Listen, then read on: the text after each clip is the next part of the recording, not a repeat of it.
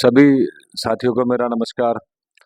अब क्योंकि एक वीडियो रोज मैं आपके लिए प्राथमिक अध्यापक से जुड़ी हुई लेकर आता हूं, क्योंकि आप लोग उसको देखते हैं और उससे संबंधित जानकारी आपको मिलती है।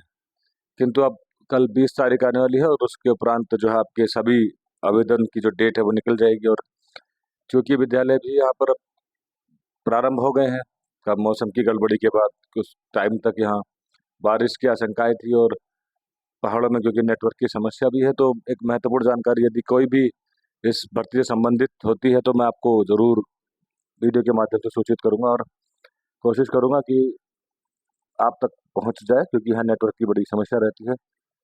और फिलहाल क्योंकि अब मैं रेगुलर वे में इसमें नहीं जा सकता, क्योंकि मेरी अपनी ड्यूटीज हैं, कर्तव्य हैं, और उनके प्रति भी सजग रहना है। मैं बड़ा ईमानदारी और बेबाकी से आपके सामने बातों को रखता हूँ, और उसके लिए मैं जो भी जानकारी मिलती है आप तक मैं पहुंचाता हूँ।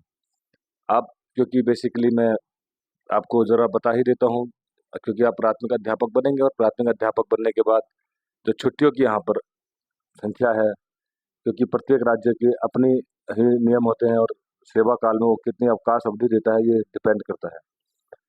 तो आपने तो सबने डाइट से ट्रेनिंग की है, 110 दिन का रूल्स तो आपको मालूम है कि ट्रेनिंग अंडर ट्रेनिंग आपने किया था, 6 महीने में वो होना चाहिए। एनसीटी की गाइडलाइन के मुताबिक ही वो मान्य भी है। और यहाँ भी लगभग 240 दिन तो विद्यालय खुलता ही है। वो तो प्रत्येक राज्य में लगभग एक जैसा ये नियम लगा रहता है सर्व शिक्षा अभियान के अंतर्गत। और क्योंकि पहाड़ों की स्थिति यहाँ ऐसी है कि वहाँ पर एक विद्यालय में 5 या 6 ही बच्चे हैं, मैक्सिमम भी देखा जाए तो। ज्यादातर पहाड़ों के विद्यालयों में छात्र संख्या बहुत कम है, पलायन बहुत अत्यधिक हो गया है। प्लेन के विद्यालयों की अगर मैं बात करूँ, जो मैदानी क्षेत्र में है, जहाँ उधम नगर है, हरिद्वार है, वहाँ पर स्ट्रेंथ बहुत अच्छी है, छात्र और अध्यापक रेशियो, क्योंकि आरटी के अंतर्गत 30 बच्चों पर एक छात्र होना चाहिए। किंतु किसी भी विद्यालय में मिनिमम एक अध्यापक नहीं होना चाहिए, यानी 2 अध्यापक वहाँ पर होने ही चाहिए। क्योंकि कई डाक के जो कार्य होते हैं, चाहे वो रजिस्टर हो, बाल गणना, जाल गणना, जनगणना, वो आप लोगों ने कई अध्यापकों के मुँह से इससे पूर्व भी सुना होगा कि अध्यापकों के कर्तव्य अध्यापन के अलावा और क्या क्या होते हैं, वो सभी उसमें जुड़े रहते हैं। तो एक व्यवस्थापक के तौर पर अध्यापक वहां पर रहता ही है, और किसी भी प्राथमिक विद्यालय में एक दो मिनिमम अध्यापक होने चाहिए, आरटी के रूल्स में भी है। अब यदि 5 छात्र संख्या भी है तो भी विद्यालय में 2 अध्यापक होते हैं। पहाड़ों की स्थिति यथावत यही है, यहाँ छात्र संख्या उतनी अत्यधिक नहीं है ज्यादातर। हालांकि पहाड़ों में भी जो शहरी डेवलप्ड क्षेत्र हैं, जैसे अल्मोड़ा हुआ, नैनीताल हुआ, श्रीनगर हुआ, यहाँ पर विद्यालय में हो सकता है कि सरकारी विद्यालय में भी छात्रों की संख्या अत्यधिक हो। किंतु गाँव के क्षेत्र में पलायन एक बहुत बड़ी समस्या बन गई है, तो वहाँ छात्र संख्या नहीं है, किंतु फिर भी 2 अध्यापक वहाँ पर रखने अनिवार्य हैं। और बृहद स्तर पर विद्यालय की संख्या शून्य, मतलब छात्र संख्या शून्य होने पर विद्यालय बंद हो रहे हैं। आप उत्तराखंड के संदर्भ में लगातार ये सुनते होंगे कि यहाँ बहुत बड़ी संख्या में विद्यालय बंद हो रहे हैं, समाप्त हो रहे हैं। भविष्य में फिर इन विद्यालयों में अध्यापक नहीं रहेंगे, क्योंकि विद्यालय बंद हो रहे हैं, पूरा गांव पलायन कर जा रहा है। इस स्थिति को पहाड़ की आप देखेंगे तो बड़ी समस्याएं हैं, लोग ज्यादा यहाँ पर है नहीं। किंतु प्लेन में, आप जब पहाड़ से लोग पलायन कर गए हैं, तो प्लेन में बड़ी संख्या बढ़ गई है छोटे बच्चों की। और मैदानी क्षेत्र में जो विद्यालय है वहाँ लगभग 50 मिनिमम है, मतलब उससे अधिक ही बच्चे हैं। यहाँ 300 400 तक बच्चे हैं प्राथमिक विद्यालयों में। शहरी क्षेत्रों में तो बहुत बड़ी संख्या है। मैदानी क्षेत्र के गांव के विद्यालयों में भी तकरीबन 200 250 बच्चे हैं आज भी। अब ये अध्यापन कार्य के ऊपर निर्भर रहता है, क्योंकि पार्टी के रूल्स वहाँ लगता है 30 अगर बच्चों पर एक अध्यापक है, तो यदि 200 बच्चे हैं तो 6 या 5 टीचर वहाँ आपको मिल भी जाएंगे। ये मैदानी क्षेत्र के अध्यापकों की बात है। अब हम क्योंकि बात करना चाहते थे सैलरी के रिगार्डिंग, तो हमने इससे पूर्व बात कर ली है। अब नियुक्ति के लिए जो आरक्षण का प्रावधान है, वर्टिकल या रिजर्वेशन, उसके संबंध में भी इससे पूर्व हम बात कर चुके हैं। अब हम बात करना चाहेंगे, जो आप छुट्टी की बात करते हैं कि प्राथमिक विद्यालयों में जो अवकाश है वो कितना रहता है। देखिए, प्रत्येक सरकारी नौकरी में, चाहे वो उत्तराखंड सरकार की हो, 1 साल का मेडिकल अवकाश तो निश्चित तौर पर होता ही है। अगर आप अन्य किसी डिपार्टमेंट में देखेंगे तो वहाँ मोस्टली जो सरकारी विभाग है, वहाँ 30 CL और 30 EL का प्रावधान होता है। यानी कि आप 30 CL ले सकते हैं कैजुअल लीव, और 30 ईयरली लीव जो आप मोस्टली ले सकते हैं इसमें। अब प्राथमिक विद्यालय के जो शिक्षक हैं उनके लिए संदर्भ में 30 जो आपकी EL है वो कंपलसरी आपको जून में ही मिल जाती है, यानी जून, और 15 आपको मिल जाती है यदि सर्दी वाले, गर्मी वाले स्कूल हैं। पहाड़ में 2 तरह के स्कूल डिवाइडेड हैं। एक वो जो टॉप पर है, उसका पैमाना मैं भूल गया हूँ, लगभग 2000 मीटर की हाइट तक का है, वो फुट में है लेकिन मैं अप्रोक्सीमेट बता रहा हूँ।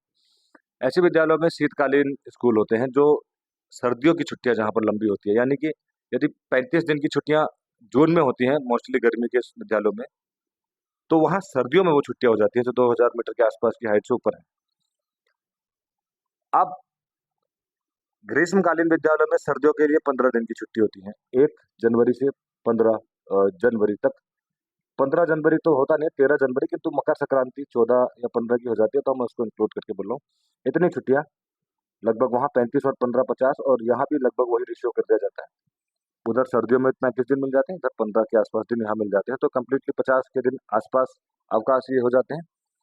उसके अलावा तो आपको मालूम ही है कि सरकारी त्योहार, सरकारी छुट्टियों पर जो त्योहार होते हैं वो स्कूलों में लगातार मिलते रहते हैं। खैर, वो तो हर जगह समान रहता है। हम बात कर रहे हैं फिलहाल अध्यापक के बतौर आप कितने अवकाश यहाँ पर ले सकते हैं।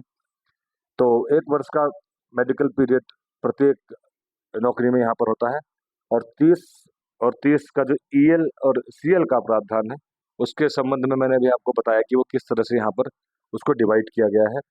डिवाइड क्या किया गया है, वो कंपलसरी हो जाता है, आप ईएल नहीं ले सकते। उसके अतिरिक्त आप साल में 14 सीएल यहाँ पर ले सकते हैं। सीएल मतलब कैजुअल लीव, जो आप बुखार हो जाए, आपको तनख्वाह हो जाए, लेकिन ये कंपलसरी नहीं होता, ये ले सकते हैं यदि आपको आवश्यकता है नौकरी के दौरान, जैसे बीमारी या किसी भी और वजह से आपको समस्या है। तो जून ग्रीष्मकालीन और शीतकालीन छुट्टियों के अतिरिक्त आप साल में 14 कैजुअल लीव यहाँ ले सकते हैं। उसके अतिरिक्त यहाँ ईएल का प्रावधान है, किंतु वो साल में आप तीन तीन ईएल का प्रावधान है, और वो आप साल में 3 ही आपको मिलेंगे। वो आगे भी जुड़ जाती है। कैजुअल लीव के संबंध में ये बात जानकारी मैं आपको दे दूं, कैजुअल लीव साल में नहीं जुड़ती हैं। वो 14 छुट्टियां आपको 1 साल के लिए ही मिली है, और उसी साल के अंत में वो समाप्त हो जाएंगी। वो 1 जनवरी से 31 दिसंबर तक ही प्रभावी रहती हैं। ये भी आपको समझना पड़ेगा। ईएल जो 3 मिलती है साल की, वो आप 3 इस साल अगर आपकी है, तो वो अगर आप नहीं लेते हैं तो अगले साल वो इंक्लूड हो जाती है। अगर मैं टोटल इनकी संख्या काउंट करूँ तो 17 छुट्टियां आप यहाँ पर ले सकते हैं। हालांकि ईएल के लिए आपको विभाग से परमिशन लेनी पड़ती है, लेकिन सीएल कैजुअल लीव है, आपको अचानक आवश्यकता पड़ती है तो आप उसको अचानक भी ले सकते हैं। ईएल के लिए आपको पहले परमिशन लेनी पड़ती है। जिस तरह से आप मेडिकल का प्रावधान भी आपको पता है। इसके अतिरिक्त महिलाओं के लिए 2 साल का यहाँ पर सीसीएल भी है, चाइल्ड केयर लीव भी है 2 वर्ष के दौरान। वो भी आवश्यकता अनुरूप है, ऐसा नहीं है कि आप उसको बिना वजह ले सकते हैं। जब तक आपका बच्चा मेरे ख्याल से 18 वर्ष का नहीं हो जाता, तब तक आप उस दौरान ही उस पीरियड में ले सकते हैं। यदि इस अवधि से बच्चा पार हो गया है तो वो रूल्स अपने आप खत्म हो जाता है। तो 2 वर्ष का सीसीएल चाइल्ड केयर लीव विशेष तौर पर ये महिलाओं के लिए है। इसके अतिरिक्त जो मातृत्व अवकाश है, यानी जब प्रेग्नेंट है यदि कोई अध्यापक, तो उस दौरान उनको 6 माह का मातृत्व अवकाश मिलता है, जो 2 बार मिल सकता है आपको, यानी 2 बच्चों के